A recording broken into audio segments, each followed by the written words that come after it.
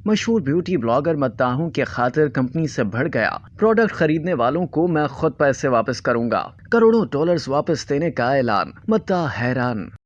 چین میں beauty creams اور اس سے منسلک اشیاء کی مارکیٹنگ کرنے والے مشہور بلاگر نے صارفین کو 2 کروڑ 10 لاکھ ڈالر واپس کرنے کی پیشکش کر دی۔ ساؤتھ چائنا مارننگ پوسٹ کے مطابق لو وانگو نامی بلاگر نے اپنے سوشل میڈیا اکاؤنٹ پر لائیو اسٹریمنگ کے دوران ایک آلیو ایسنس کی مارکیٹنگ کی تھی، جس کے بعد لوگوں نے بڑی تعداد میں اس پروڈکٹ کو خریدا، مگر بعد میں معلوم ہوا کہ اس پروڈکٹ کی جو خصوصیات بتائی گئی تھیں وہ اس میں موجود نہیں، جس کے بعد بلاگر نے اعلان کیا کہ جن لوگوں نے اس کی لائیو اسٹریمنگ ویڈیو دیکھ کر آن لائن اسٹور سے کاسمیٹک آئٹم کی خریداری کی ہے وہ ان کے پیسے واپس کرنا چاہتا ہے۔ کاسمیٹک آئٹمز بنانے والی کمپنی نے اپنی پروڈکٹ سے متعلق دعویٰ کیا تھا کہ اس کے زیتون ایسنس میں زیتون کے پتے کا عرق بڑی مقدار میں موجود ہے، تاہم بعد میں ایک معروف بلاگر نے انکشاف کیا تھا کہ اس میں زیتون کے پتوں کے عرق کے 2 اہم اجزاء موجود نہیں ہیں اور اسے 2 بار لیبارٹری سے ٹیسٹ کروایا گیا ہے اور دونوں مرتبہ ایک ہی رپورٹ سامنے آئی ہے، جس کے بعد 29 سالہ لو وانگو نے مارچ میں کمپنی کو قانونی نوٹس بھیجا تھا اور شنگھائی مارکیٹ سپرویژن اتھارٹی کو کمپنی کی جانب سے جھوٹی تشہیر کرنے کے بارے میں آگاہ کیا تھا۔ کمپنی کی جانب سے دعویٰ کیا گیا تھا کہ ان کے زیتون ایسنس میں اینٹی ایجنگ کی خصوصیات موجود ہیں اور اس کی 30 ملی لیٹر کی بوتل 200 یوان یعنی 28 امریکی ڈالر سے زیادہ قیمت میں فروخت ہوتی ہے۔ مارچ کے مہینے میں کمپنی کی جانب سے جاری کیے گئے بیان میں یہ بھی دعویٰ کیا گیا تھا کہ ان کی مصنوعات مکمل قانونی اور بہترین ہے اور وہ خام مال فراہم کرنے والوں سے متعلق مزید تحقیقات کر رہی ہے۔ کمپنی نے یہ بھی کہا تھا کہ وہ وعدہ کرتے ہیں کہ جن لوگوں نے گزشتہ 3 ماہ کے دوران ان کی پروڈکٹ خریدی اور اسے استعمال نہیں کیا